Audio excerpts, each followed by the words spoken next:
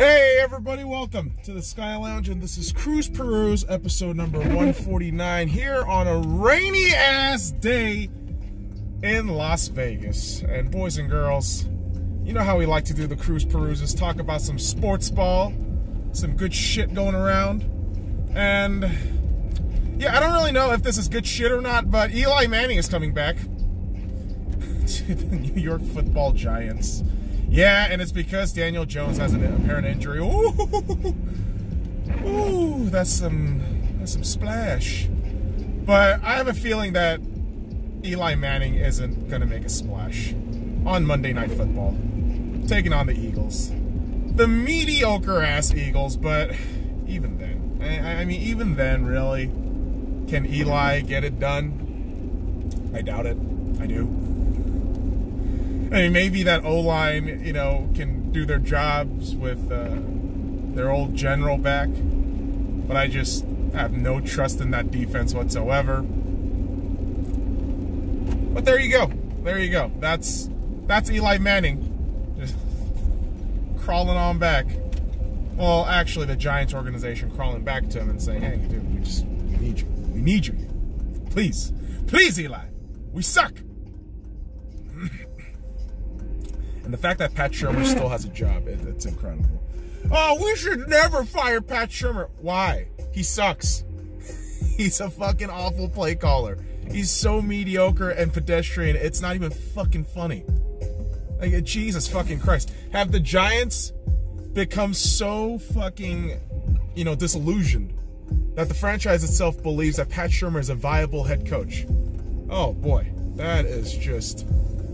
that's depressing as all hell, thinking about it. It really is. What's also depressing is the general public's lack of history, lack of understanding history, patterns, and logic. So all I'm hearing now is Tom Brady is fucking done. You know, oh, Tom Brady's washed up. He's gone. He's a terrible quarterback. The Patriots are lucky that they have their record. Oh man, the New England Patriots are garbage. Alright, dumbasses. I guess I gotta educate you all, motherfuckers. Not with the numbers, but with history. Okay? With history. Now, admittedly, I will give everybody the one thing. Tom Brady is getting old. There's no denying that, of course. The age and biology, it's all science, baby. He's getting older. It happens. It happens to everybody. But here's the whole thing. Brady's mechanics aren't terrible. Like, I feel like the way he throws, still pretty damn good, pretty solid, but you have to be looking at the guys trying to catch his balls. Yeah, not all that impressive, right? Not all that impressive. Just, really, you're going to rely on first-year N'Keal Harry? You got to rely on Mohamed Sanu? I mean, Julian Edelman's still a stud, but you don't really have many options. Like, who do they even have at tight end anymore? I don't even know. They got some makeshift shit going on there. And some way, somehow, they have gotten to the record that they have, right? And the whole thing is, like, will the Patriots, you know, fall? There's a lot of people suggesting, oh, they're going to get ousted in the divisional rounds. Oh, they might, you know, just fuck up and maybe get to the wild cards because the Bills are going to be, you know, spectacular. Like, what? Stop it. If you're hearing that squeaking, it's my brakes. Jesus Christ, it's doing this again. That's annoying. But the whole thing is, I just do not see the argument being viable. I see a guy in Tom Brady who, obviously the 6 rings, but you also have to put this into context. He's gone to the last 3 Super Bowls. Tom Brady has gone to the last 3 Super Bowls. And for us to sit here and suggest that he's not going to get anything done is ludicrous. It's absolutely ludicrous. And we keep underestimating Brady in the latter half of the regular season, especially driven by the national media. Just a bunch of fucking moronic talking heads basing their opinions on ignorance. And I genuinely believe they're wrong. I have a feeling that the Patriots will still make it to the AFC Championship, more than likely get to the Super Bowl again, and just make everybody fucking miserable. And I'm saying this now, what, December 4th today? Like, I'm saying this shit before fucking week number 14. And I know a lot of you fucking Brady haters are going to be like, hey, you're an idiot. I'm just calling it like it is, man. And I will bet money that they get to the AFC Championship. Minimum. Bare minimum, the Patriots are going to the AFC Championship. Everyone's going to be fucking miserable again. Probably the Ravens will be there to meet, head on with the Patriots. Because as much as people try to hype up Kansas City, it's not a good team. Yeah, you got Patrick Mahomes. Great. What are you going to do about that defense? What the fuck are you going to do about that? Oh, but we beat the Raiders. We beat the Raiders. An inept Raiders team that got blown out back-to-back weeks. Okay, cool. Not really a strong argument there, but sure. And you also have the historical fact of Andy Reid choking January. This man fucking chokes in January. It's proven. It's been there. And we don't know what the hell's going to happen to Harbaugh and Lamar Jackson, but I bet you anything, Brady makes it to the AFC Championship. Minimum. It's fucking squeaking, man. It's going to be irritating me all goddamn drive. Just like how Carmelo Anthony's existence in the NBA still continually frustrates me. Yeah, I'm that dick who doesn't like Melo. I just don't. I don't like his game. I never did. I respect the fact that he's a winner in college. He's an Olympic winner. But beyond that, okay, cool. Like, what do you want me to say about Melo?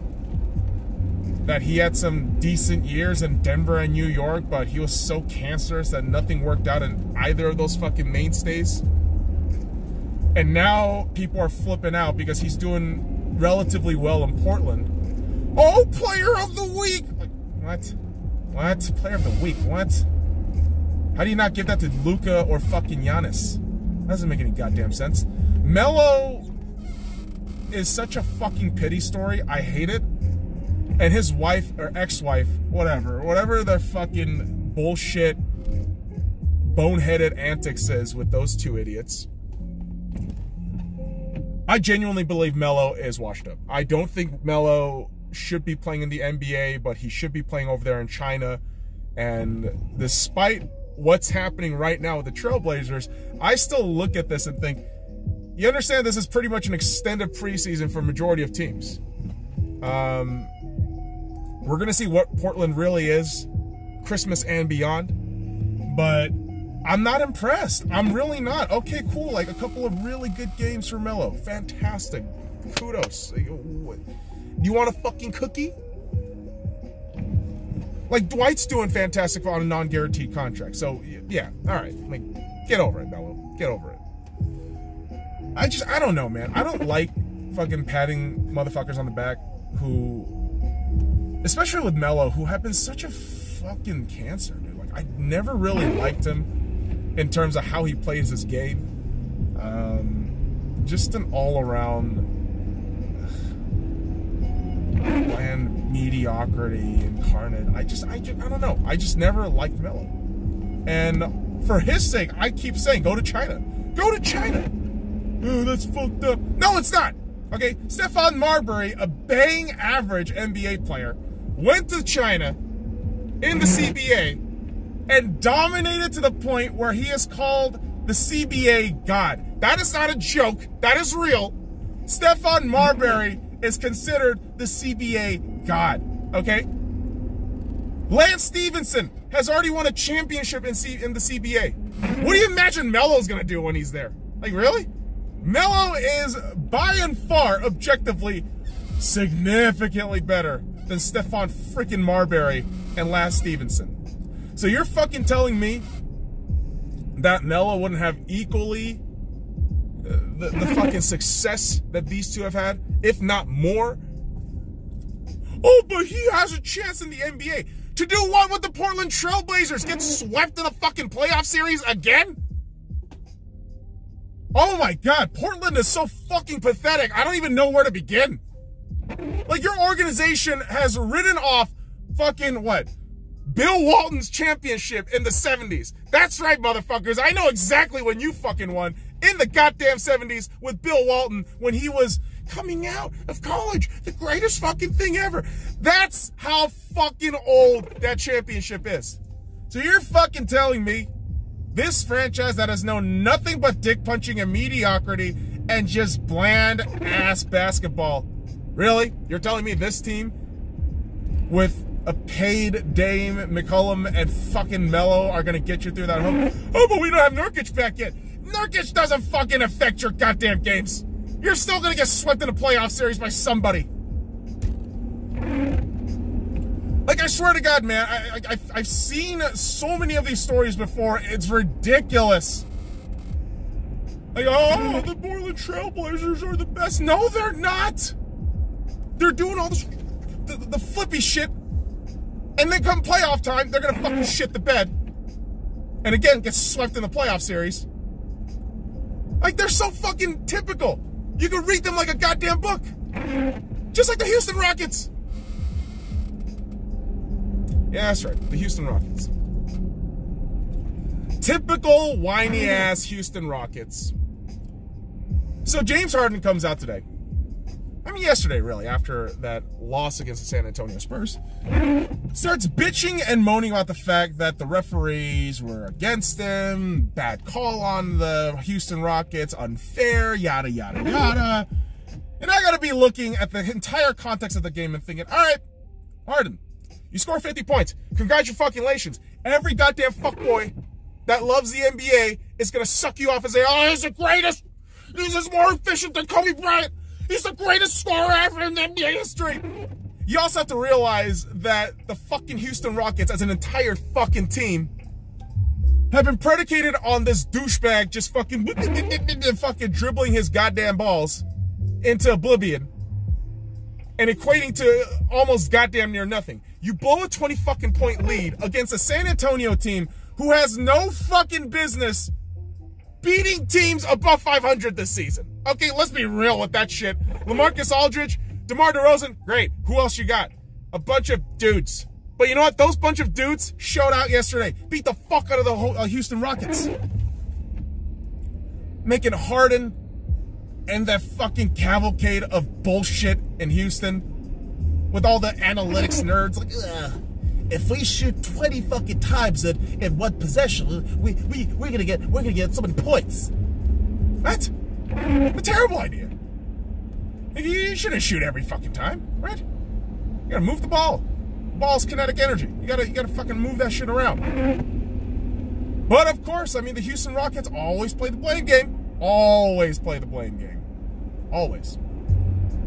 And you lost in double OT. Stop being a little bitch, all right?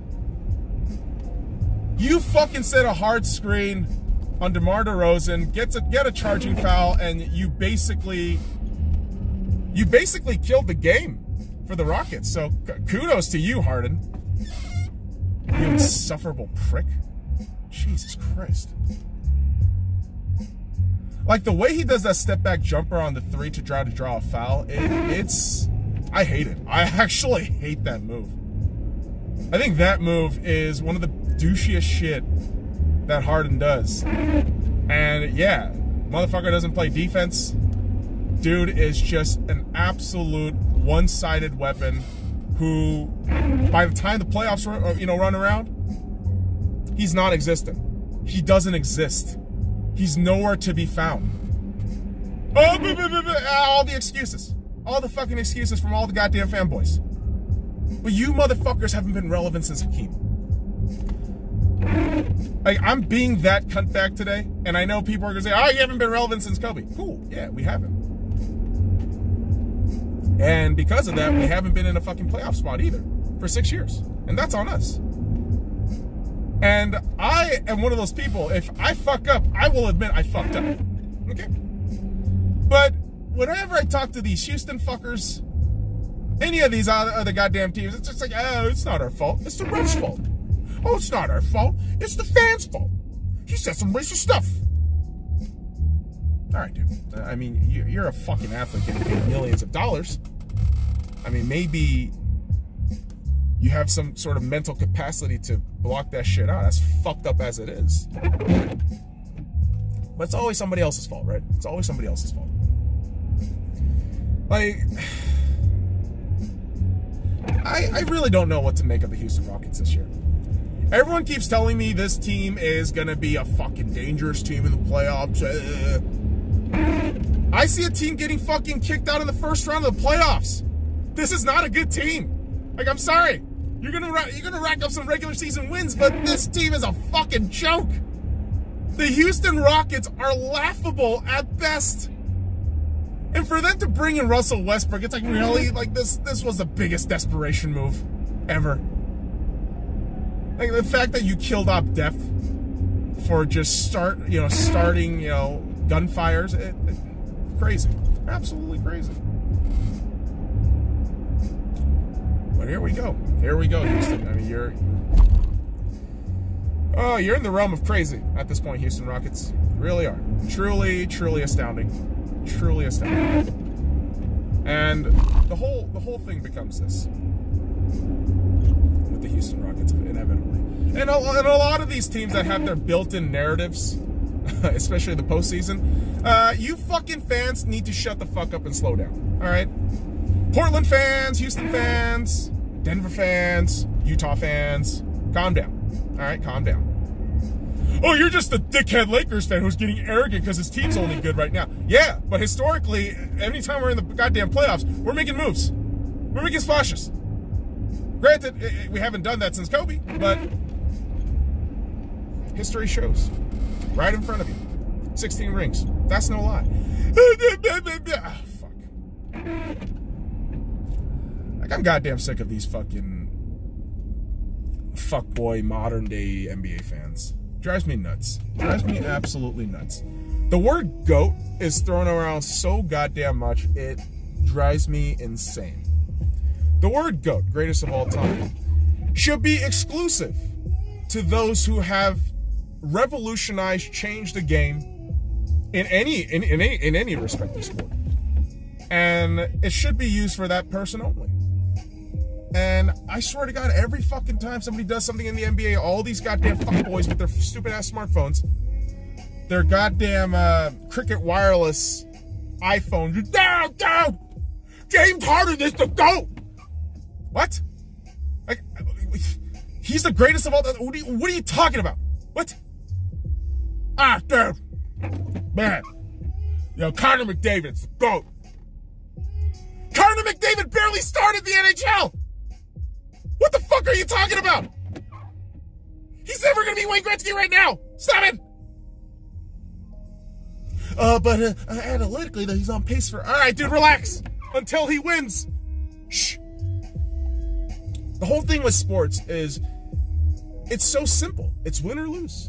And once you start proving that you can win, shit, I'll fucking vehemently just, agree. Like, fuck, you're right. You're a winner. You're a winner. Good job. But until then, shut the fuck up. I need most of y'all to shut the fuck up. Especially when you talk about players who haven't won shit and you claim them to be GOATs. Stop it. Stop. And the one argument I will never have in basketball is LeBron James versus Michael Jordan as greatest of all time. To me, it's Michael Jordan. To me, it's Michael Jordan. Simple. And I know all the goddamn bronzexuals will say LeBron James, but two things. He's not done with his career yet. Sorry, guys. Like that's one of the key things to determining who is the greatest of all time, right? Oh shit, that is very watery. But we are gonna go through because fuck you, science. I think that might fuck up my brakes a little more, but like I said, man, winning cures all. Winning proves and disproves many things, right? Even though there are going to be fuckboy, talking heads saying, that win's not anything. But if you win, shit gets wiped away. Right? Like the Washington Nationals. So much shit was talked about with the Washington Nationals. But now they've won. And they have winners, proven winners on their entire squad. And two major factors as to why they won are becoming free agents. That's right, I'm talking about Steven Strasburg and Anthony Rendon. Funny enough, the LA Dodgers have been in talks, holding meetings, reportedly, with Anthony Rendon and Steven Strasburg. And listen, as much of a baseball noob as I am, I recognize that Strasburg and Rendon are beasts. They're awesome. But let me ask you this, Dodgers fans. What the hell is this actually going to do?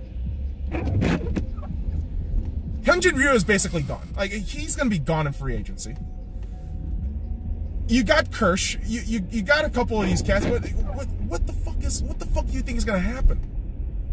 Another, what, 100+, you know, win season? And then to inevitably choke in the playoffs? Is that what we're being fucking prepared for again? Yeah, I don't know, man. I am just immensely frustrated with the Dodgers because, you know, like I've bitched about throughout the entirety of this episode, narratives are, you know, written in history. I mean, it's there.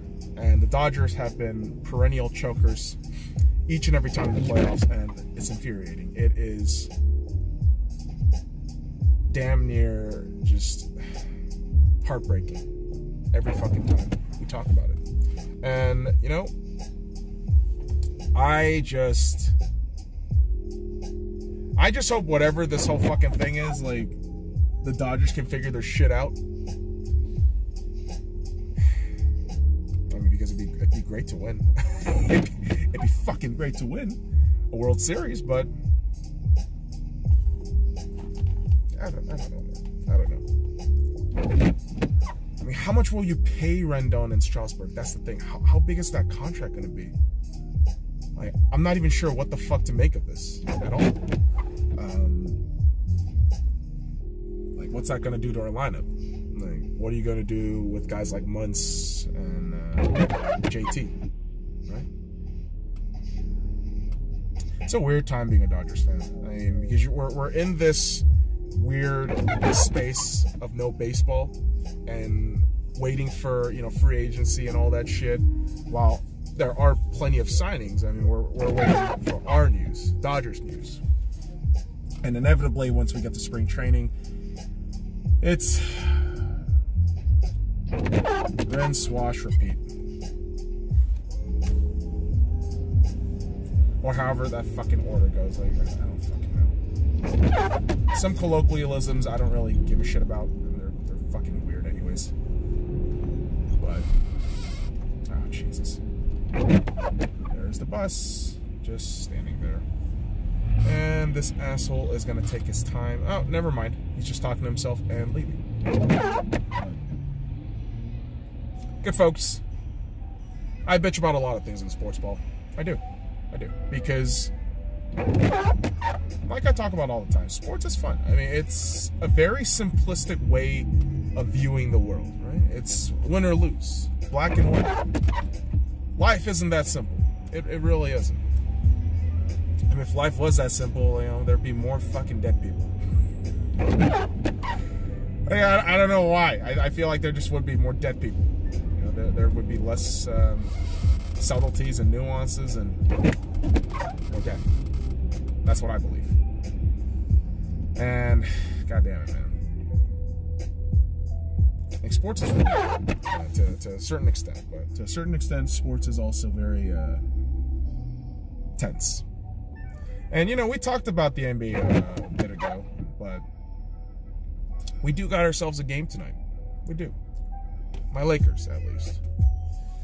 They will be taking on the Utah Jazz in Utah, Mormon country. And we all know how good Utah is at home. And I'm just hoping that the Lakers can show out like last night, despite the fact that Anthony Davis has a flu, took IV shots during halftime and still posted 25 points, 10 rebounds, I think 1 or 2 assists, 1 steal, 1 block. But we got to go out there and prove that that any team in the league can't fuck with us. Can't fuck with the Lakers. And I'm already going to be sounding like this unbearable cunt, and I don't really give a damn. But holy fuck, the Lakers are fun to watch this season. The last few years of watching Lakers basketball has been dreadful. Like, I won't lie to you. I have been... Oh, I mentioned this a lot. I've been a Lakers fan since 1998. Since I came to this wonderful country in 1998, I have been a Lakers fan. And as a Lakers fan, you were rewarded within a decade 5 championships. 5. Most teams don't even have 1. Okay, most teams don't even have fucking 1 championship. Toronto just got theirs. In 10 years, we got 1. In 10 years, we got 5. Sorry. Jesus. I mean, if you think about it, Toronto, within their 20 plus years of existence, they only have 1 each. Crazy, right? Absolutely crazy. But as a Lakers fan, you're used to a certain level of excellence and winning, but as of late, you know, it's been very hard and difficult. You know, we've been fortunate enough to have Kobe, but in his latter years with the contract and everything, it wasn't the best ending for us, and we were trying to get through draft picks, you know, hoping that, you know, these young cats would thrive, but it never happened that way, which is unfortunate. I wish guys like Brandon Ingram, Josh Hart, Moritz Wagner, Isaac Bonga, Lonzo Ball, you know, all those cats came through fruition. I really wish they did. I mean, guys like S.C.Y, who I was so big on. I really dig S.C.Y, but when he was traded off to Detroit, I was bummed out. I really was. But at this point, man, you gotta be thinking as a Lakers fan, man, all those years of suffering, maybe this year it's finally gonna be worth it, right? And I know most Lakers fans will say, oh, we're gonna get to the championship. We're gonna get to the championship. My whole thing is, if we get to the Western Conference Final, I'm happy. As long as the Clippers don't fucking win the ship, I'm happy. Not a lot of checklists there, right? Just don't fucking lose to the Clippers. And God forbid, if you get to the NBA Finals and you're facing the Celtics, don't lose to the fucking Celtics. That would be a legitimate nightmare. That would be my fucking nightmare. I'm not even fucking with that right now. That negative thought. I don't even want that in my head. So let's just end it there. Been dragging this episode, boys and girls, because yeah, we finally get to our destination. But boys and girls, follow me at the Sky Lounge and all the links in the description below. Like, comment, subscribe for more daily contents.